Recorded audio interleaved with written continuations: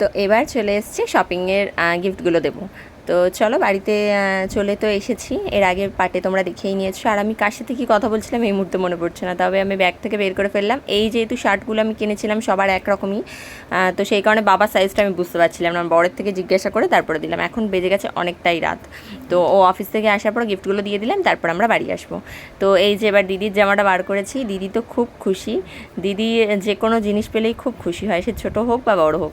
আর দিদি সবথেকে পছন্দ করে চুড়ি, ওই জন্য আমরা ভাইফোঁটা বা রাখি পূর্ণিমাতে কিন্তু চুড়ি গিফট করি। দিদি যে সিটি গোল্ডের যে চুড়িগুলো হয় না, ওগুলো খুব পছন্দ করে। তো যাই হোক, আর পুজোর সময় তো একটা করে জামা গিফট করি, যেহেতু দিদির নানা রকম মানে প্যান্ট জামা ওড়না এগুলোর প্রবলেম হবে, তো সেই কারণে একটা করে ওয়ান পিস দিই যাতে পরতে সুবিধা হয়। আর খুব ফ্লেক্সিবল, মায়ের তো খুব পছন্দ হয়েছে, মা বলছে খুব সুন্দর নরম হয়েছে কাপড়টা। তো তারপর এখানে সবাই মিলে গল্প করছি। আর দুর্গাপুজো এমনই একটা দিন, মানে এমনই একটা সময় যেখানে ছোট একটা ক্লিপ বা একটা ছোট সেফটি পিনও যদি কেউ কাউকে দেয়, আমার তো খুব ভালো লাগে। তারপর যে দুটো শাড়ি কিনেছিলাম, এবারে মাকে আর আমার ছোটো ননদকে বলছি যে দুটো শাড়ি দুজনে কে কোন কালারটা নেবে। আমি যেহেতু ব্ল্যাক একটা নিয়েছি তোমরা দেখেছো, তো সেই কারণে যে দুটো কালার কিনেছি, আমার ননদ বলছে যে আমার তো ফিরোজা কালারটা আছে, আমি তাহলে রানী কালারটা নেব। ওই জন্য রানী কালারটা আমার ননদকে দিলাম আর ফিরোজা কালারটা আমার শাশুড়ি মাকে দিলাম। তো মায়ের এই কালার না, আগের বছর গত বছর একটা ওই শ্যাওলা গ্রিন যে কালারটা, ওইরকম একটা কালার দিয়েছিলাম। তো মা ওই জন্য ভাবছে যে এটা কি একই রকম, বললাম না না এটা এক নয়, ওটা অন্য কালার ছিল, এটা অন্য কালার।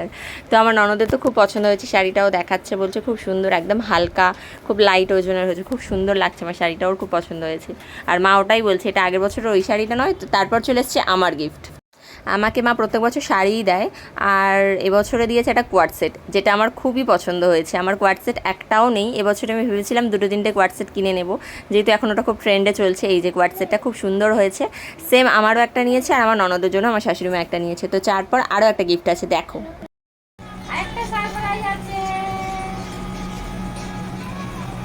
Thank you.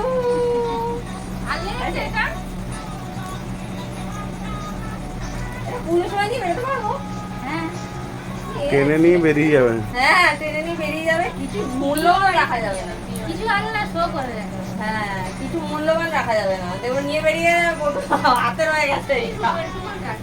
তারপর জিনিসপত্রগুলো দিয়ে আমিও গিফটগুলো পেয়ে গেলাম। তো তারপর আমরা খুবই হ্যাপি, সবাই মিলে গল্প টল্প কিছুক্ষণ করার পর এখন বেজে গেছে প্রায় রাত 11:30 মতো, আর আমরা ওখান থেকে বেরিয়ে গেছি। আর এটা ছিল ঠিক গণেশ চতুর্থীর আগের দিনে আমরা যাচ্ছি, তার সাথে সাথে গনু দাদাও চলে এসেছে কিন্তু মামার বাড়ি। একটা বছর অপেক্ষা করার পর গনু দাদা মামার বাড়ি চলে এসেছে।